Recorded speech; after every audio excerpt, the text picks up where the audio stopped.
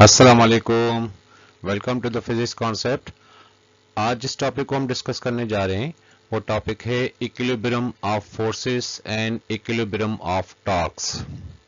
तो सबसे पहले हम देखते हैं कि इक्विलिब्रियम क्या होता है, किसको कहते हैं हम equilibrium. If a body under the action of number of forces is at rest or moving with uniform velocity, it is said to be equilibrium। है कि वो बॉडी इक्विलिब्रियम में होगी, या तो वो रेस्ट में होगी या तो फिर वो मूव करेगी विथ यूनिफॉर्म वेलोसिटी। आप यूनिफॉर्म वेलोसिटी कहो या कांस्टेंट वेलोसिटी कहो, या तो वो रेस्ट में होगी या तो फिर वो मूव करेगी with uniform velocity under the action of number of forces. अगर आप देखें इस डॉगी को तो यहाँ पे भी इसके ऊपर नंबर ऑफ फोर्सेस लगे हैं। एक तो इसका फोर्स ऑफ ग्रेविटी है, नीचे वाला फोर्स, और दूसरा है नॉर्मल फोर्स। ये दोनों फोर्सेस एक दूसरे के इफेक्ट को कैंसिल कर देते हैं। इसी हिसाब से वो जो बॉडी होगी, वो जो डॉगी होगा, वो क्या होगा, वो रेस्ट में होगा। तो यहाँ पे आप देखें कि यहाँ पर हमारे पास एक मास है जो किसी सरफेस पे पड़ा हुआ है, उसका वेट, उसकी डायरेक्शन डाउनवर्ड होगी, दैट इज mg। उसी हिसाब से इस टेबल का, इस सरफेस का जो रिएक्शन होगा वो अपवर्ड होगा। तो जितना वेट होगा उतना ही उसका नॉर्मल रिएक्शन होगा, जिसकी वजह से ये ऑब्जेक्ट, ये बॉडी क्या होगी, वो रेस्ट में होगी। तो हम कह सकते हैं कि ये बॉडी भी इक्विलिब्रियम में है और ये बॉडी भी इक्विलिब्रियम में। अब यहाँ पे देखें कि ये कार जो है वो कांस्टेंट वेलोसिटी, यूनिफॉर्म वेलोसिटी या कांस्टेंट वेलोसिटी के साथ मूव कर रही है। अब इसमें इसका एक फोर्स, ये फोर्स की जो डायरेक्शन है वो फोर्स ऑफ एक्सेलरेशन है। उसके बाद ये जो बैकवर्ड फोर्स है वो फोर्स ऑफ फ्रिक्शन है बिटवीन टायर एंड रोड के दरमियान। तो ये दोनों फोर्सेस आपस में बैलेंस हो जाते हैं। दूसरा फोर्स फोर्स ऑफ ग्रेविटी होगा, इस कार का जो वेट होगा, इसी हिसाब से उसका नॉर्मल रिएक्शन जो इस रोड के ऊपर है उसका नॉर्मल रिएक्शन अपवर्ड में होगा। तो ये जितने भी नंबर ऑफ फोर्सेस इसके ऊपर लगे हुए हैं सारे के सारे क्या हो जाएंगे, ये बैलेंस हो जाएंगे, जिसकी वजह से हम कहते हैं कि ये बॉडी भी इक्विलिब्रियम में है। अगर ये मूव कर रही है विथ कांस्टेंट वेलोसिटी और यूनिफॉर्म वेलोसिटी के साथ तो हम कह सकते हैं कि ये बॉडी भी इक्विलिब्रियम में होगी। तो ये कॉन्सेप्ट था आपके पास इक्विलिब्रियम का। अब हम डिस्कस करेंगे equilibrium of forces and equilibrium of torques के दरमियान। तो सबसे पहले हम देखते हैं इक्विलिब्रियम ऑफ फोर्सेस। अब इक्विलिब्रियम ऑफ फोर्सेस में सबसे पहले हमारे पास क्या आ जाता है, that is first condition of equilibrium. अब फर्स्ट कंडीशन ऑफ इक्विलिब्रियम क्या होती है, इससे पहले अगर मैं आपको बताऊं कि टाइप्स के हिसाब से there are two types of equilibrium. एक होती है स्टैटिक और दूसरा होता है डायनामिक इक्विलिब्रियम। आपने जो प्रीवियस एग्जांपल देखा उसमें हमारे पास क्या था, एक डॉगी था, वो रेस्ट में था, तो ये स्टैटिक था। अगर कार यूनिफॉर्म वेलोसिटी के साथ मूव कर रही थी तो वो डायनामिक इक्विलिब्रियम था। तो अब यहाँ पे इसकी कंडीशंस की बात करते हैं। इक्विलिब्रियम ऑफ फोर्सेस में फर्स्ट कंडीशन ऑफ इक्विलिब्रियम किसको कहते हैं हम, first condition of equilibrium. If a body at rest or moving with uniform velocity has zero acceleration। इन दोनों सूरतों में अगर बॉडी रेस्ट में है तो एक्सेलरेशन जीरो होगी। अगर बॉडी यूनिफॉर्म वेलोसिटी या कांस्टेंट वेलोसिटी के साथ मूव कर रही है तो जाहिर सी बात है उसकी एक्सेलरेशन क्या होगी, वो भी जीरो होगी। From Newton's law of motion the vector sum of all forces acting on it must be zero. अब उस हिसाब से जितने भी नंबर ऑफ फोर्सेस उस ऑब्जेक्ट के ऊपर, उस बॉडी के ऊपर एक्ट कर रहे हैं, अगर उन सब का रिजल्टेंट जीरो हो तो उस सूरत में हम कह सकते हैं कि वो body first condition of equilibrium में। यहाँ पे आप देखें, यहाँ पे आपके पास ये कार है। इस कार में आप देखें कि ये अगर कांस्टेंट वेलोसिटी के साथ मूव कर रही है, ठीक है, ये अप्लाई फोर्स होगा जिसकी वजह से गाड़ी आगे की तरफ मूव करेगी। उसके बाद ये जो अपोजिट फोर्स है, फोर्स ऑफ फ्रिक्शन होगा। इसी हिसाब से इस गाड़ी का वेट डाउनवर्ड होगा, ठीक है। उस हिसाब से फिर हम देखें कि ये नॉर्मल रिएक्शन है। ये सारे फोर्सेस जब इस बॉडी के ऊपर लगेंगे तो इनका रिजल्टेंट क्या होगा, इनका रिजल्टेंट अगर जीरो हो तो हम कह सकते हैं कि ये body first condition of equilibrium में।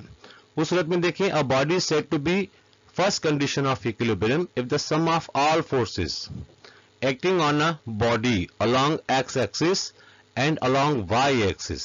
अब x axis के ऊपर और y axis के ऊपर, ये देखिए ये हमने एक ब्लॉक रखा हुआ है, इसके ऊपर हमने ये दो फोर्सेस मैंने लगा दिए। एक फोर्स ये है, दूसरा फोर्स ये है। अब ये जो है दोनों हॉरिजॉन्टल हैं तो हम कह सकते हैं कि ये दोनों फोर्सेस क्या हैं, ये दोनों फोर्सेस x एक्सिस पे हैं। इसी हिसाब से अगर इस बॉडी के ऊपर एक तीसरा फोर्स और ये फोर्थ फोर्स पे लगाया जाए, लेकिन ये क्या है, ये वर्टिकल है, अपवर्ड एंड डाउनवर्ड, तो इसको आप क्या कहोगे कि ये आपके पास क्या है, ये वाई एक्सिस पे है। अब इसके ऊपर अगर 5 न्यूटन फोर्स में इसकी राइट वर्ड पे लगाऊं, 5 न्यूटन फोर्स में इसके लेफ्ट वर्ड पे लगाऊं, और 5 न्यूटन में अपवर्ड पे और 5 न्यूटन में डाउनवर्ड में, तो ये 5 न्यूटन जो एक्स एक्सिस पे है, इसका अगर रिजल्टेंट मालूम किया जाए तो 5 न्यूटन की डायरेक्शन ये है, दूसरा 5 न्यूटन जो है इसकी अपोजिट डायरेक्शन में। इसमें से अगर एक पॉजिटिव होगा तो दूसरा क्या होगा, वो नेगेटिव होगा। इसी हिसाब से जो वाई एक्सिस पे है एक अपवर्ड फोर्स है, दैट इज 5 न्यूटन, अगर ये पॉजिटिव है तो इसके अपोजिट वाला जो डाउनवर्ड वाला होगा वो क्या होगा, वो नेगेटिव होगा। तो इन दोनों का जो रिजल्टेंट हम मालूम करेंगे।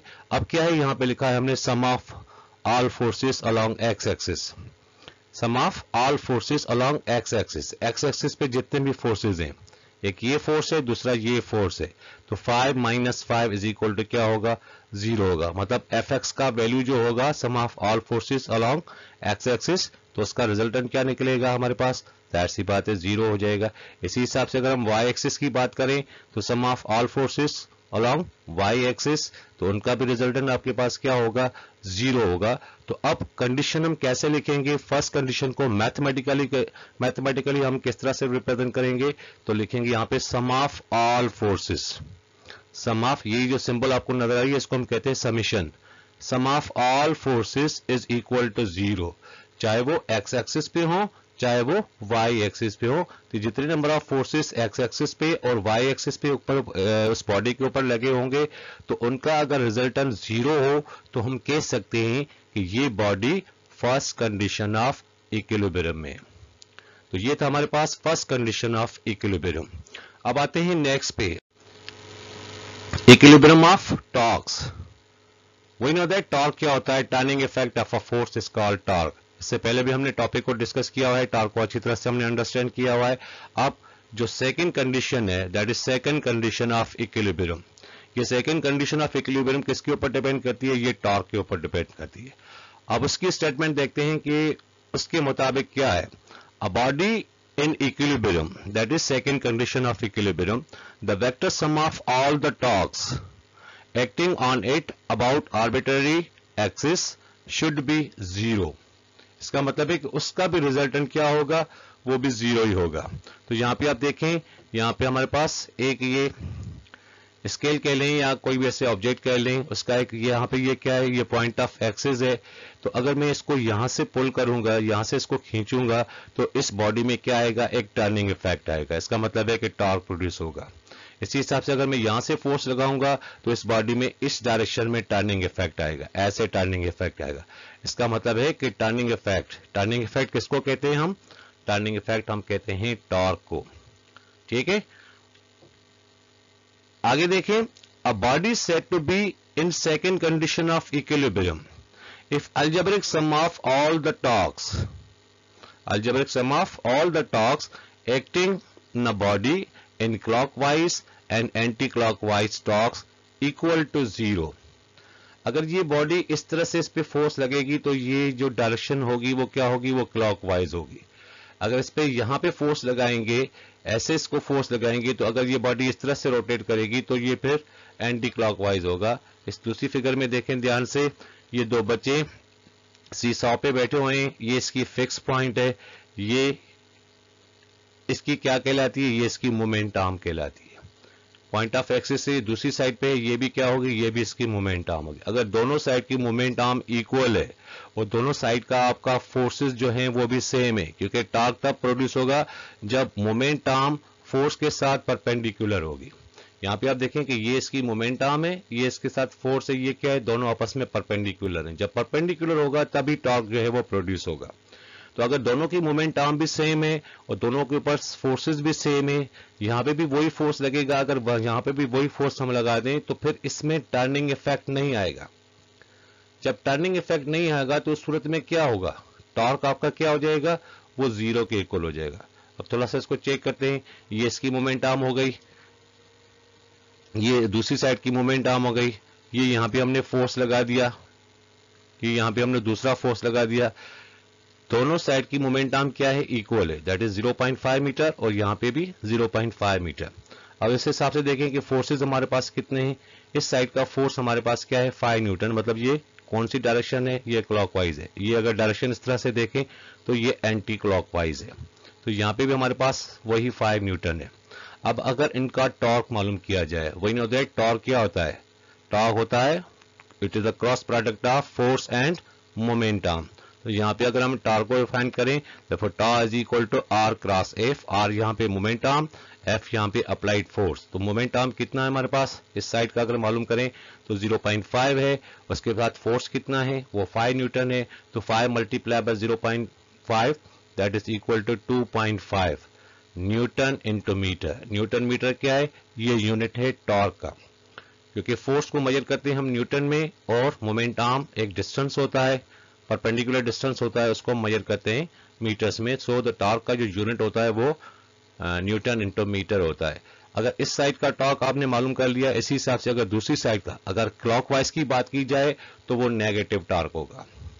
अगर एंटी क्लॉकवाइज की बात की जाए, इस डायरेक्शन की बात की जाए तो उसको हम पॉजिटिव, तो एक हो गया पॉजिटिव, दूसरा हो गया नेगेटिव, क्योंकि दोनों साइड का आपका टॉर्क जो है वो सेम है। इसका मतलब है एक पॉजिटिव दूसरा नेगेटिव, तो रिजल्टेंट क्या निकलेगा, रिजल्टेंट आपके पास 0 होगा। तो इस तरह से हम इसको मैथमेटिकली किस तरह से लिखेंगे, sum of all the torque is equal to 0, चाहे वो क्लॉकवाइज में हो चाहे वो एंटी क्लॉकवाइज में हो। अगर इसका रिजल्टेंट अलजेब्रिक सम जो है ऑल टॉर्क्स का acting on a body in clockwise and anti clockwise torques is equal to 0, then the body is said to be second condition of equilibrium.